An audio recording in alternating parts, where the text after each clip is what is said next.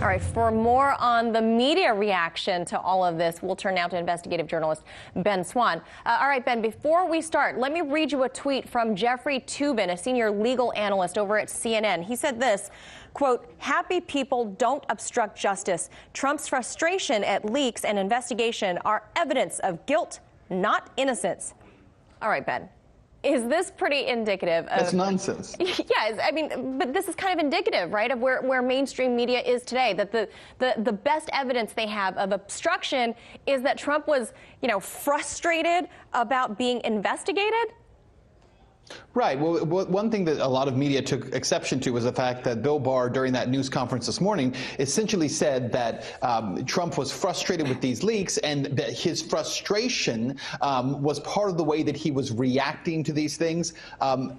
And therefore, it was also mentioning the 10 cases where Mueller thought there might be, 10 episodes is the word they used, where there might be some kind of obstruction. But Barr and Rod Rosenstein, the Assistant Attorney General, took a look at that, and both of them agreed that there was no obstruction there. And Barr's words were that they disagreed with some of the legal interpretations that the Mueller team used when they said there may be, didn't say there was, they said there may be obstruction in those cases. But here's the nonsense of watching media talk about this today, was the rage and the fury with which they attacked Bill Barr over and over today, referring to him as a Trump Republican, as a stooge, as somebody who was no longer could be considered a person of integrity. I mean, they really went after him in substantial ways. And of course, they are so angry about this report because of what I would call the Maddow theory. So Rachel Maddow has been floating this theory that the reason that Mueller did not make a decision on obstruction and left it open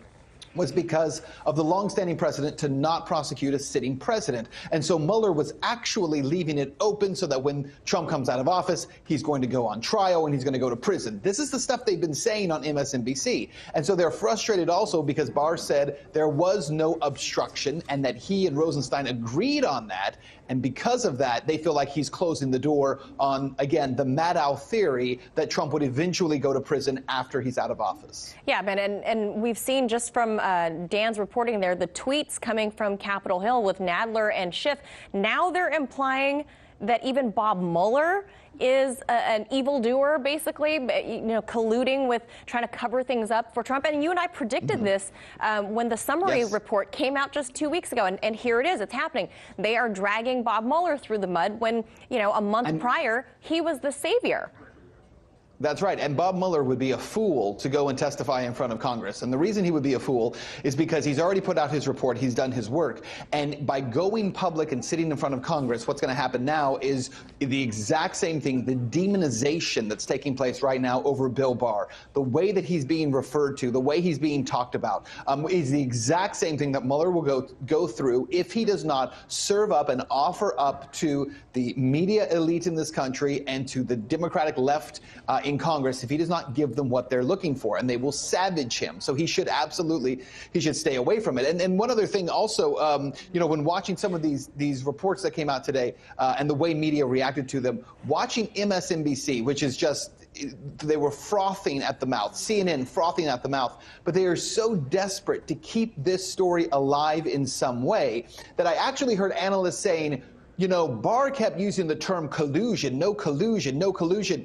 Collusion's not even a legal term. Why should that matter? Why should that matter? Because for 2 years, all they said on these news networks was that Trump colluded with Russia. It was their word, not his word. Right, exactly. Good point there, Ben. Now, the Mueller report, should put to bed many of these myths about the investigation, especially now that it's released, such as, for example, Trump advisors Carter Page and George Papadopoulos being foreign spies, as just some example. But thanks to the White House declassifying the FBI's FISA application to wiretap Carter Page, we know that that's what they swore under oath. I want to pull this up here for the FISA application. There it is.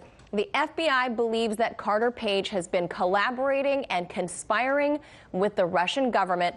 The FBI submits that there is probable cause. So knowing now that there was no actual evidence of this, couldn't this potentially be a case of perjury for Barr to look into with the FBI and the DOJ there? Yeah, I think it absolutely could be. I mean, I think there's a whole series of essentially broken laws, a trail of broken laws surrounding the FBI in the way they went after the FISA warrant, the information that they based it on. You know, what Dan was saying in his report, that Papadopoulos, that the FBI claimed that he had contact with these Russian officials. It turned out it was Israeli officials. So a lot of the claims that have been made in order to obtain the FISA warrants, the spying that was going on, and I, by the way, also heard outrage and disgust from analysts today on media, different media channels, saying how dare anyone say the FBI was spying. FBI can't spy. It's their job. Of course they can spy. That's what they do. It's the opposite. That's all they do is spy. All the CIA does is spy. But the reality is that there's a trail of broken laws here and impropriety that's taken place. And this is not about being on Trump's side or on his team or against Trump. And that's part of the problem here, too. As a journalist, when we look at this story, what we're saying is let's look at reality. Let's deal in reality here. And even some of the things that Barr was saying in his announcement of what was in the Mueller report, some of what the Mueller report findings found wasn't even accurate. As we know, they kept referring to the idea that Russia did interfere with the election and yet did not go back to one single source where the Russian government was involved. A private agency was involved. They mentioned WikiLeaks and dropped WikiLeaks' name during that news conference this morning, but never said that WikiLeaks helped to hack or steal that DNC or Hillary Clinton email information. They simply disseminated it the same way that Barr alluded that the Trump campaign, and they said no American or person in the U.S. helped to break into, but helped to disseminate possibly. There is a huge legal difference between those things. Lastly, let me just say, I'm sure we're short on time, but lastly, let me say this, that one of the complaints that I heard from media today as they sat there was they discussed this idea that Barr keeps forgetting to mention that 6 people around Trump, 6 people have been indicted, and therefore that's also proof of collusion, the word they don't like anymore, and obstruction. And they failed to mention that those 6 people, that none of those crimes, again, I have to say it on air, were associated with meddling in the election, Russian interference, or Russia itself. All 6 of those people were process crimes related to the actual investigation or tax evasion, which had nothing to do with anything involved with Russia. It actually had to do with foreign payments from Ukraine. And you know what, Ben, unlike the mainstream media, we are going to move on this network and go on to other news. Imagine that. All right, as always, appreciate your insight, Ben Swann. Manila, thanks. Hey YouTube, thanks for checking out our channel. We hope you enjoyed the video. We have tons of content for you just like this. For more of RT America's one-of-a-kind news and analysis, be sure to subscribe and never stop questioning more.